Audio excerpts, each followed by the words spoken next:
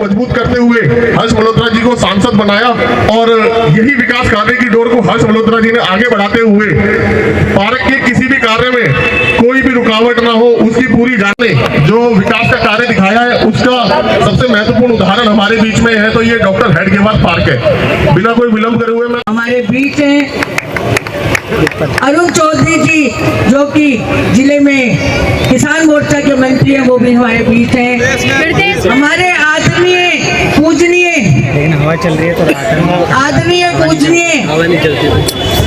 धर्मेंद्र शर्मा जी जो कि हर पल हम आगे बढ़ते हैं तो कुछ ना कुछ हमें सुझाव देते हैं, वो हमारे बीच में हैं।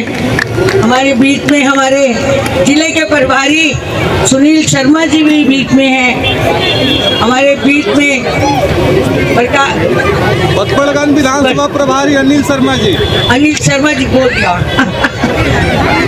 हमारे बीच प्रदेश के मंत्री, आप रहने दो, नाम मत लो। देखिए सांसद जी, मैं आपके बीच में ये कहना चाहती हूँ कि जब मैं चुनाव लड़के इसमें आई तो पता चला कि पार्क कितना बड़ा पार्क है और एक उजड़ा हुआ पार्क है। इसमें मैंने बहुत कुछ अपने से भी किया। मेरे बेटे का जन्मदिन था, मैंने जन्मदिन न मना के उसको यहाँ पे 2 मोटर लगवाई जिससे पार्क हरा भरा हो जाए।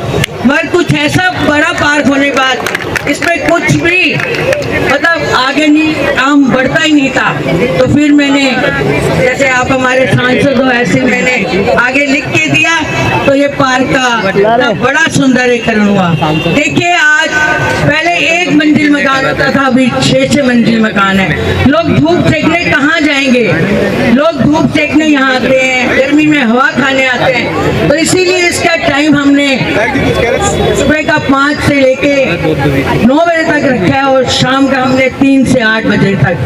भाई मैं आपसे सांसद जी ये कहना चाहती हूँ, जो कमियां हैं उसको आपके द्वारा हम आगे आपको बताएंगे, वो कमियां आप हमारी आगे पूरी करेंगे।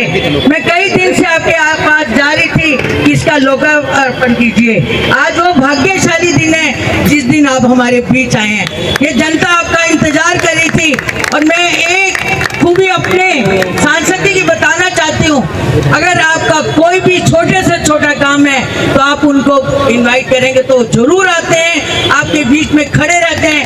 ऐसे सांसद जिनका मैं दोनों हाथ जोड़ के बहुत ही प्रार्थना करती हूँ कि ऐसे सांसद पहली बार देखे हमारे बीच में है। कई वर्षों से जिसका इंतजार था इस पार्क का उद्घाटन आज हमारे बहुत ही लोकप्रिय सांसद केंद्रीय राज्य मंत्री जिनका मार्गदर्शन समय समय पर हम जैसे कार्यकर्ताओं को मिलता है। जब भी हमारा मनोबल कमजोर होता है तो सांसद जी अपने उद्बोधन से, अपने आशीर्वाद से हमें मजबूत करते हैं और हमेशा एक धरातल के कार्यकर्ताओं को हमेशा पूछना, उनसे बात करना, ये खूबी है सांसद जी की। आज भी आपने देखा होगा कोई और सांसद होते तो अपना स्वागत कराते, पर सांसद जी ने स्वयं कार्यकर्ताओं का स्वागत किया क्योंकि इन कार्यकर्ताओं की बदौलत ही आज सांसद जी है। मैं विधायक हूँ, ये पार्षद है, तो स्वागत आपका बनता है। ऐसे लोकप्रिय सांसद है हमारे हर्ष मल्होत्रा जी, एक बार जोरदार तालियों से कृतज्ञ ध्वनि से इनका स्वागत करेंगे। यहाँ के लोकप्रिय जिला अध्यक्ष जिनके अध्यक्षता में हम यहाँ लगातार संगठन में काम कर रहे हैं, धामा जी यहाँ की लोकप्रिय पार्षद है जिन्होंने पहली बार जब पार्षद बनी। पार्क का लोकार्पण तो पहले हो चुका है, लेकिन आज एक कार्यक्रम रखा है इन्होंने जिससे बहाने मुझे आप लोगों से मिलने का मौका मिल रहा है। मंच पर उपस्थित हमारे इस जिला के अध्यक्ष भाई विजेंद्र धामा जी, यहाँ के बहुत यशस्वी विधायक जो हर समय आपके बीच में रहते हैं, ऐसे भाई रवि नेगी जी, हमारी यहाँ की बहुत यशस्वी पार्षदा बहन शशि चांदना जी, 7 वाले वार्ड से अभी नवनियुक्त हुई हैं पार्षदा बहन सरला चौधरी जी, हमारे जिला के पूर्व अध्यक्ष भाई तेजपाल जी, पूर्वी दिल्ली के पूर्व में मेयर रहे, यहाँ से विधायक प्रत्याशी रहे भाई विपिन बिहारी जी, आदरणीय सुभाष जी, हमारे मंडल अध्यक्ष भाई मनीष जी, तरुण जी, मदन भाई साहब और कौन रह गया भाई सभी, अरुण जी जो हमारे किसान मोर्चा के प्रदेश के महामंत्री हैं, धर्मेंद्र जी या धर्म जी, धर्म शर्मा जी के नाम से जानता हूँ मैं, और चेतन जी। यहाँ पर उपस्थित जितने प्रमुख नाम ऊपर बैठे हैं उससे कहीं ज़्यादा और बराबर के प्रमुख नाम नीचे बैठे हैं। भाइयों बहनों, आप सबका बहुत बहुत अभिनंदन, बहुत बहुत प्रणाम। क्षेत्र के कामों के बारे में शशि जी ने और भाई रवि नेगी ने बताया है। ये जो आपको रफ्तार विकास की दिखाई दे रही है उसका कारण अगर कोई है तो आप लोग हैं। आप लोगों ने इस बार दिल्ली में भारतीय जनता पार्टी की सरकार बनाने के लिए आशीर्वाद दिया और जिसके कारण से भाई रवि नेगी विधायक हुए और रेखा जी हमारी मुख्यमंत्री हुई। उन्होंने आते ही अपने विधायकों को साथ लेकर के पूरी दिल्ली का लगातार दौरा किया, कहां पर क्या काम होने वाला है उसकी चिंता की। और पिछला बजट 1 लाख करोड़ का था, जिसके कारण से प्रत्येक विधानसभा में लगभग 200-250 करोड़ उन्होंने एलोकेट किया विधायकों को, और जिसमें उन्होंने यहाँ तक भी कहा कि मेरे जो पार्षद हैं उनको भी 1-1 करोड़ रुपया कम से कम देंगी, अगर और काम की आवश्यकता होगी तो वो भी देंगे।